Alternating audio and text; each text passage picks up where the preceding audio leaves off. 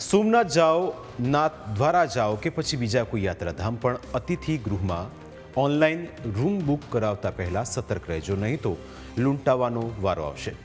જુદા જુદા કિમિયા અપનાવીને લોકો સાથે છેતરપિંડી કરનારા તત્વો હવે પ્રવાસીઓને પોતાના નિશાન બનાવી રહ્યા છે. પ્રવાસીઓ આવી છેતરપિંડીનો ભોગ ન બને તે માટે કેટલીક બાબતોનું પણ ખાસ ધ્યાન રાખવું જોઈએ. સોમનાથ ખાતે રહેવાની વ્યવસ્થા માટે માત્ર સત્તાવાર વેબસાઇટ somnath.org ઉપરથી જ બુકિંગ કરાવવું.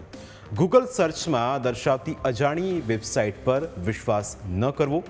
મોબાઈલ નંબર અને વોટ્સએપ મારફતે બુકિંગ કે પેમેન્ટ ન કરવું. હોટલના ફોટો, નામ, રિવ્યૂ યોગ્ય રીતે ચેક કરીને જ ચૂકવણી કરવી. શંકાસ્પદ વેબસાઇટ જણાય તો તાત્કાલિક પોલીસને જાણ કરવી.